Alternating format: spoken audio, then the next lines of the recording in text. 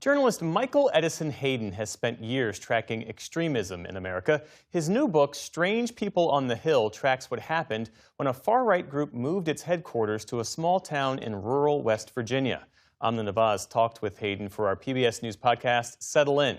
And they spoke about his book and the sharp divisions in American politics right now. Here's an excerpt of that conversation.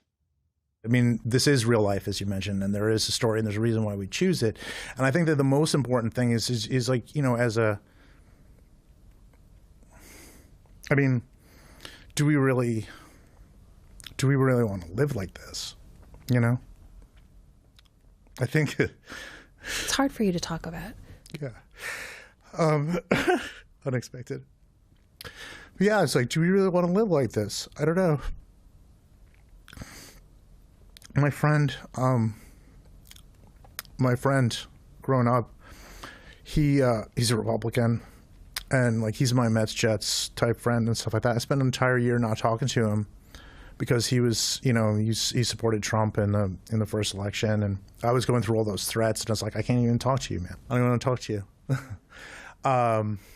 And he said it was sorry. That's okay. Take a minute. All right.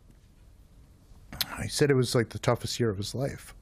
That you weren't talking. Yeah, that I wouldn't talk to him. And he also said another thing to me, which I thought was really interesting, because he's really like, I mean, he's just he got into Republican, he's a business guy, you know what I mean? He's not thinking about this stuff like that. So I forced him to think about it in a totally different way. Mm-hmm. And he's like, when I was a kid, when we were kids, basically, so we used to play Little League together and stuff. He's like, the president was just a guy on TV. And that was true. You know, we didn't care. We didn't have to care.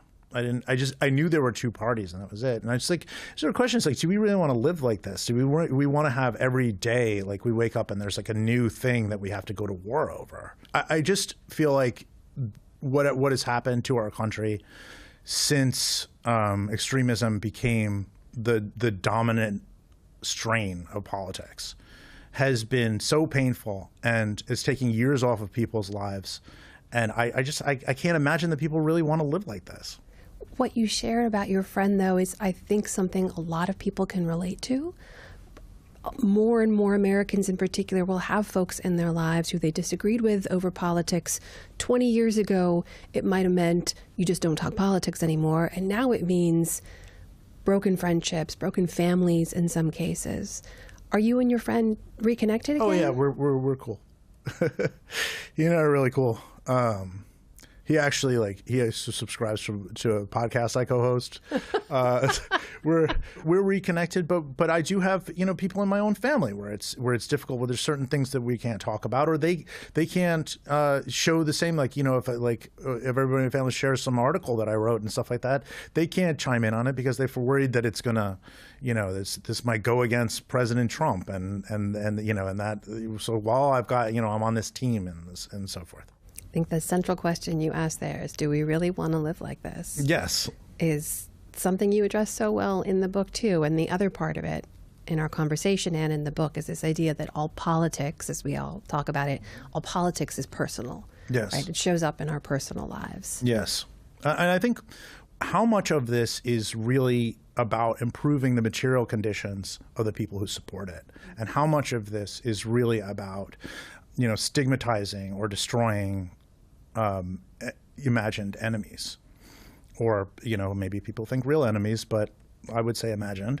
That we've gone very far off track from what this political system is technically supposed to be. We're supposed to be trying to figure out how to improve our material conditions. How are you going to get people health care, how they're going to get fed, how their kids going to get educated, how they're going to get jobs when they get out of school.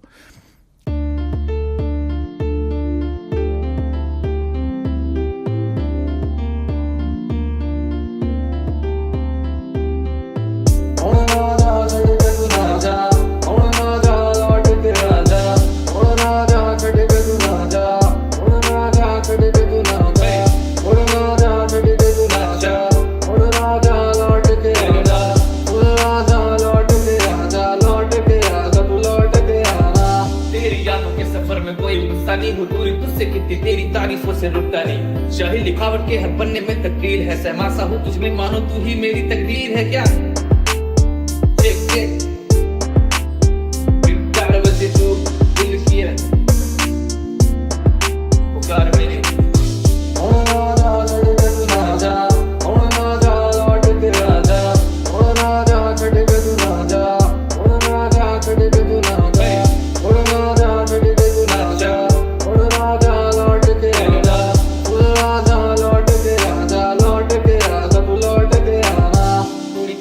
भी दारू P रही है मेरे आंखों के सामने तू वैसे पी रही है तेरी यादों के सफर में कोई गुस्सा नहीं हो दूरी तुझसे कितनी तेरी तारीफों से रुकता नहीं शाही लिखावट के हर पन्ने में तकदीर है सहमासा हूँ तुझमें मानो तू ही मेरी तकदीर है क्या कि मुझे थामने पाँव में हम खड़े हैं देखा कई राहों में दिल को आके फिर से तू भी थाम ले हम भी हाथों में तेरे ही नामों के अभी जाम ले कैसे बातों में तेरे रहे हिसाब ये आंखों में रहे हैं तेरे छोटे काफिए कैसे करें